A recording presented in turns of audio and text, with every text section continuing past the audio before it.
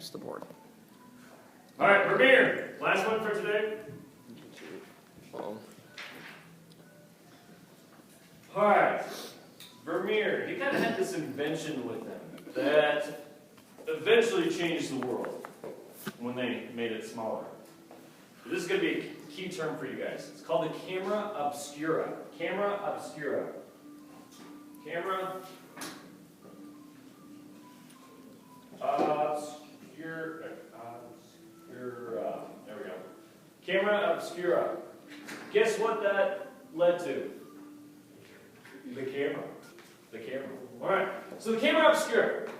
What he found out, or another dude found out, and then he realized, oh shoot, I could use this in drawing.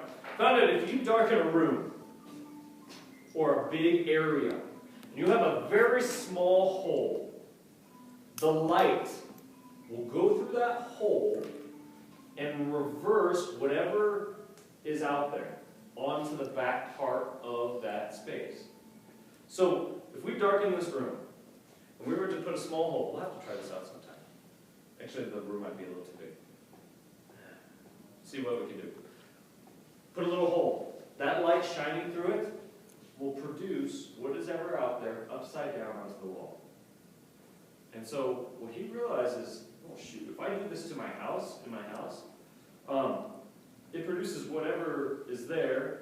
If I use a mirror and a lens to focus it, like you just had a little glass lens and a mirror, I can get it straight up and down and just use that to trace whatever I need. And I can look at it objectively. And so, we look at this right here. He would darken part of his room, put a little hole.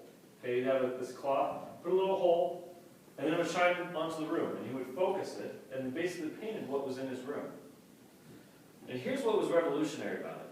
People didn't realize at that point that when I'm looking at something, it was kind of an ingenious thing when he saw this, that what I'm looking at right here, all I see is focus. Everything else is blurry. Notice that. Focus on something. Notice how everything around it, don't move your eyes, but it is blurry, right? You don't see the details. No one really thought of that in a painting. And when he was drawing stuff, he realized, wait, this stuff is, if I put my focus here, everything else is going to be slightly blurry. Realize that.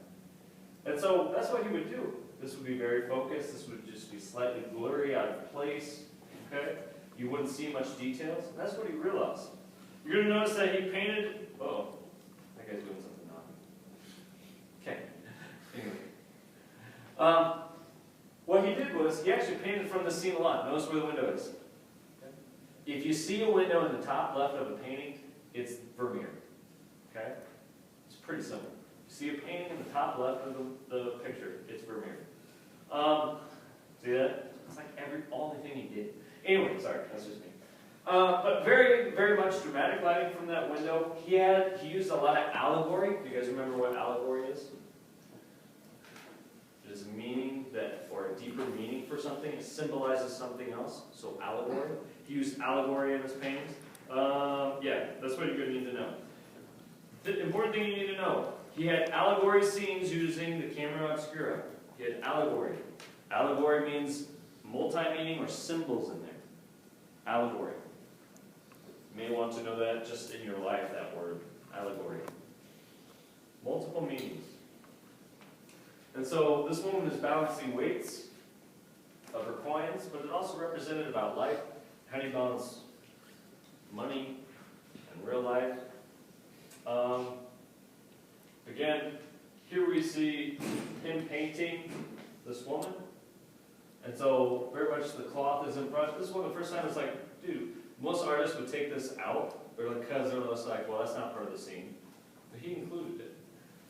It's one of those, well, I'm thinking about the composition, how my eye might move, how it might help me, how it might hide something. Has anyone ever seen this before? Like on a book cover or something like that? It's called The Girl with the Pearl Earring.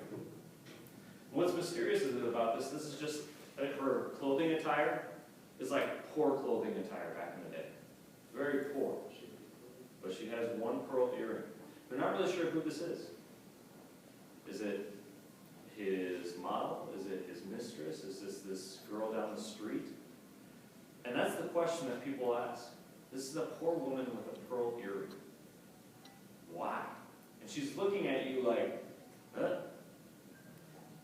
She just got caught doing something, or she's not really sure what she should be doing. It's like she feels uncomfortable with it, in a way. She's not used to it.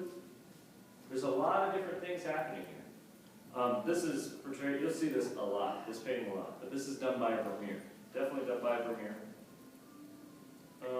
Yeah, more paintings of allegory. I'm watching our time.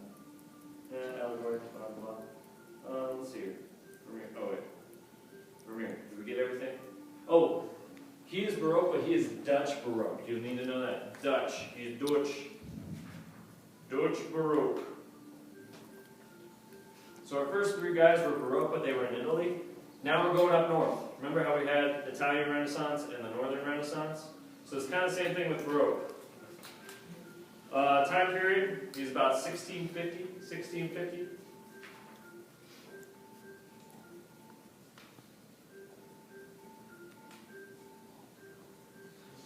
By the way, I don't think anyone has ever seen this. You might have seen an article about the most famous forger, which is a person who fakes paintings, famous paintings.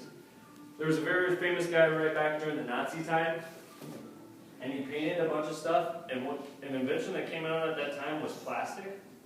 That was the invention around the 1940s, 1930s. Actually, sorry, this is World War I, so 1910s. He would place plastic on it, put it in an oven, and then it would come out. And people would be like, oh, that must be a really old painting. And he's like, oh yeah, I found it from this one lady, and he would sell a bunch of them. And he took pride that he was selling them to the Nazis, and getting paid by the Nazis for these fake paintings that he did. Because he would copy basically Vermeer. So Vermeer is also known as one of the most copied, and there was a famous forger for it. Okay, Vermeer, how do we remember him? I'm going to show you this image, girl with a pearl earring. Okay, she has her earring on, but she doesn't know what she looks like, so she's looking for Vermeer. Vermeer. She's looking for her Vermeer to look at herself. She's going, trust me, I don't know how I come up with these things. She's looking for her Vermeer. Vermeer. Vermeer. Okay, Dutch Baroque. She's very Baroque. Yes? Wasn't one of the paintings we saw earlier in one of the paintings we did? What's that? Wasn't one of the paintings that we saw like weeks ago in one of his? The one with the girl counting the coins? Yes. Where did we see that? Bosch. Oh, Bosch. Oh, right back here. Yeah. That's Hieronymus Bosch. Yeah, thank you. Very good. Very good. Hieronymus Bosch is back there. Okay?